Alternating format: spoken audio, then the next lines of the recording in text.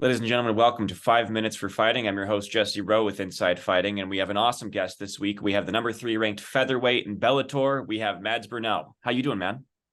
What's up? I'm good, thank you. Good, good. Did I get that right? Number Yeah, yeah, I think I'm number 4 or 3, but at the end of the day, it don't mean shit, so it's all good. Yeah, fair enough. But either way, you're coming off a big win at Bellator 299. You know, how you feeling? You got a unanimous decision win. How you feeling about your performance and how things went down? it was a good fight, kind of how I envisioned it going. I thought it was fun. When I watched it again, it was pretty entertaining, so it was good. Yeah, Yeah, my foot was a little fucked up from my toe infection and shit, but other yeah. than that, it's good. How's that looking, by the way? It's good, but the nail is slowly falling off. It hurts like a motherfucker, but Oh my yeah, God. it's fine. Yeah, Do you have to take time off? I'm guessing you have to take time off from like kicking pads and stuff like that. yeah, yeah. I was up sparring with some national team boxers yesterday, so I'm not like taking too much time off, but Yeah. probably from kicking and shit. Yeah, Well, obviously, I guess it begs the question, you're coming off a win, you're up there in the rankings. I don't think as far as I know, Patricio has a fight lined up at the moment. Does he? no, but Yeah, no, so because I think he's getting surgery. Like he's out with surgery, right. as far as I understand. Yeah. So I don't know how long he's going to be out, but I mean, I have to imagine, you're getting pretty close to thinking about title shot here. Do you see that in your future? How are you feeling just in terms of like what your next fight will be? You know what? I really hope my next fight will be. I really hope they do something like Ryzen versus Bellator again. And I'd really, really, really, really, really want to fight in Japan and represent Bellator that way. So that's actually what I want the most right now. Yeah. Okay, so this is actually curious. So you're part of Xtreme Couture, Yep. and I guess I just have to ask a question. Do you train at the Vegas gym? I'm guessing.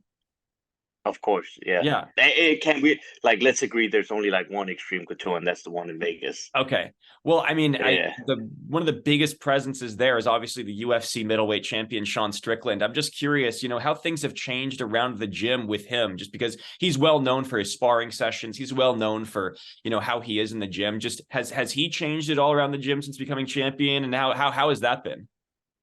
No, Strickland would never change. Like Strickland is the same old dude. Like, yeah, nothing has changed. Even before Strickland, there was Ngannou. So people are just the same as there was before, just because they got a gold belt around them. Yeah. Like, they're still cool people, down to earth people that talk shit and go in there and beat each other's ass every day. Like, yeah, it's cool being extreme couture.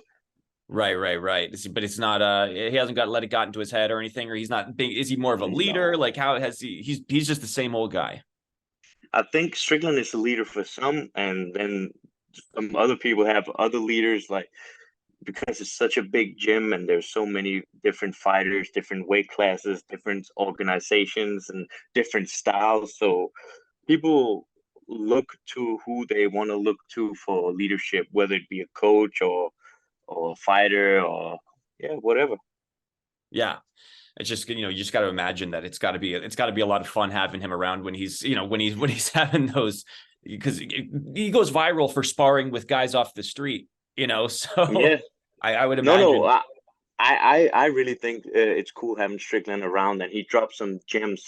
He's actually a very wise dude in a sense when it comes to fighting, and he's how can you say, he's very honest with himself and his like how he thinks and how it is to go into a fight, and like that's very inspiring to a dude like me.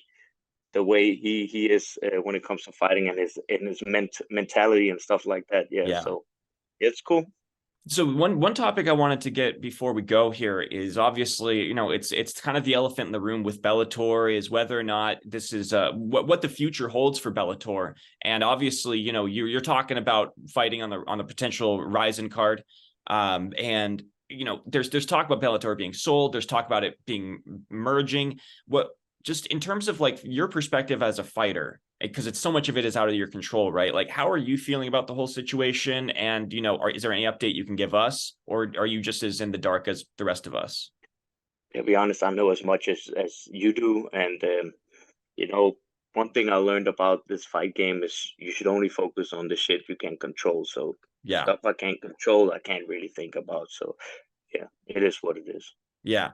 Are you like, what do you hope? I mean, if you were sold to PFL, that was another talk. Like, you become essentially part of PFL. Are you just does that prospect excite you? Whatever happens, happens. As Yeah. long as I can get fights and get Yeah. paid. Fair enough. Fair enough. Yeah. All right. So I guess the last thing I'll leave you with is what's next for Mads Burnell, other than fighting on the Rising card? Where do you hope to see yourself? Like, what are the next steps for you? The next step for me is just keep on bringing exciting fights and being a Yeah. bad motherfucker. There you That's it. go.